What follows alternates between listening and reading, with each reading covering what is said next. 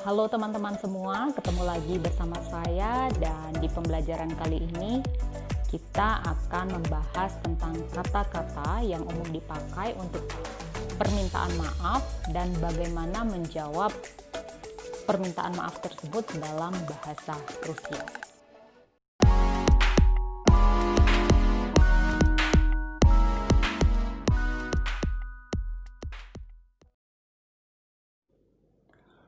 Di pembelajaran kali ini saya akan memberikan 5 contoh kata-kata yang umum dipakai untuk permintaan maaf. Yang pertama ada kata izvinite. Kata izvinite dipergunakan untuk meminta maaf kepada orang yang kita hormati atau kepada orang banyak. Sedangkan kata izvini dipergunakan untuk meminta maaf kepada teman atau kepada personal. Sebagai contoh, saya seorang pekerja yang ingin menelpon seseorang atau salah satu guest, ingin menginformasikan sesuatu. Jadilah di sini saya akan pergunakan kata izvinite karena saya respect dengan mereka. Saya respect kepada orang yang saya telepon. Sebagai contoh kalimat, izvinite za bеспокойство. Jadi, saya memohon maaf atau meminta maaf karena sudah mengganggu. Sedangkan untuk kata izvini di sini dipergunakan untuk meminta maaf kepada perseorangan yang mungkin sudah kita kenal. Sebagai contoh, misal saya terlambat. Jadi saya akan minta maaf kepada teman saya. Jadilah saya akan mengatakan izvini меня, пожалуйста. Atau bisa juga извини, пожалуйста.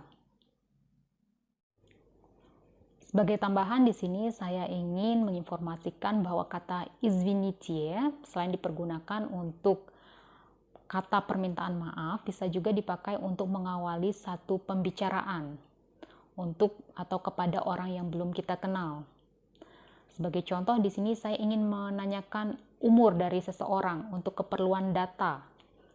Jadilah di sini saya akan mengatakan извините, сколько вам лет.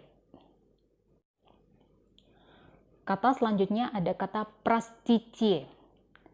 Sama seperti извините dipergunakan untuk meminta maaf kepada orang yang kita hormati atau kepada orang lebih dari satu orang, kepada banyak orang.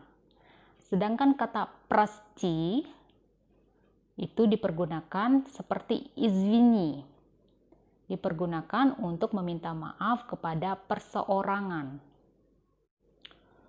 Mungkin di antara teman-teman ada yang bertanya, apa perbedaan antara kata простите dan извините? Извини dan прости. Di sini pada dasarnya kedua kata ini bisa dipakai, tetapi dalam konteks kalimat untuk kata простите dipergunakan untuk meminta maaf untuk sesuatu atau hal yang lebih serius. Sedangkan untuk извините di sini dipergunakan untuk meminta maaf untuk sesuatu yang lebih ringan. Jadi kalau teman-teman di sini sangat merasa bersalah begitu, jadi pergunakanlah kata простите atau прости, простите, прости меня, пожалуйста. Selanjutnya ada kata прошу прощения. Sama ya, pada dasarnya kata ini juga dipergunakan untuk atau dalam konteks untuk meminta maaf.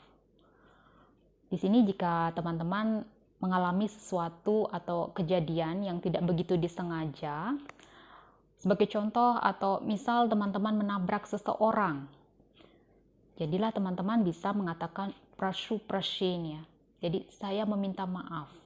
Jadi untuk sesuatu yang tidak begitu serius atau sesuatu yang tidak kita sengaja.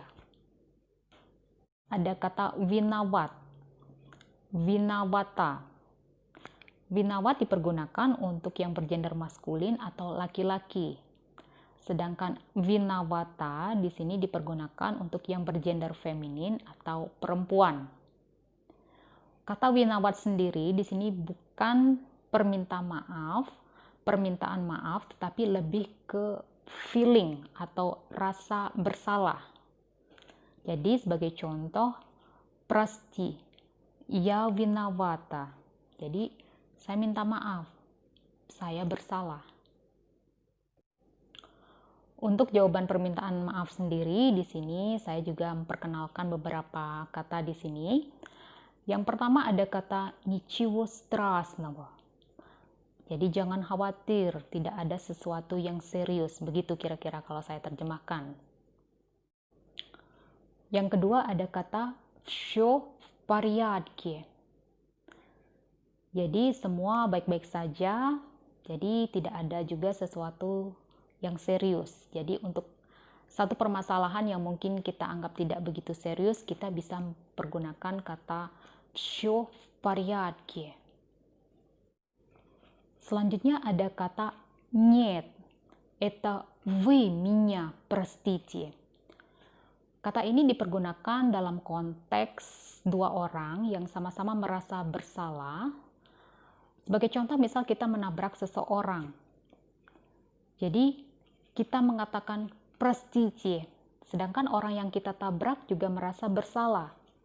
Jadilah dia juga akan mengatakan нет, это вы меня простите. Untuk satu kesalahan yang tidak begitu serius, di sini bisa dijawab dengan kata бывает. Atau bisa juga ditambahkan dengan kata ничего. Ничего, бывает. Sebagai contoh, mungkin teman-teman salah mengantarkan satu pesanan. Jadi bisa saja orang tersebut akan mengatakan бывает. Kita meminta maaf dan orang tersebut akan menjawab ничего, бывает. Извинения приняты. Kata ini bisa dipakai untuk menjawab sesuatu kesalahan yang dianggap lebih serius. Jadi sebagai contoh di sini saya sudah meminta maaf kepada seseorang untuk sesuatu atau masalah yang serius. Tetapi orang tersebut belum begitu bisa memaafkan saya. Jadilah orang tersebut akan mengatakan извинения приняты. Tapi mungkin dengan wajah yang tidak begitu mengenakkan. Jadi belum betul-betul bisa memaafkan, tetapi dia mengatakan извинения приняты. Cukup sekian untuk pembelajaran kali ini, dan seperti biasa jika teman-teman memiliki pertanyaan atau request, silakan tulis di kolom komen. Sampai jumpa, da встречи.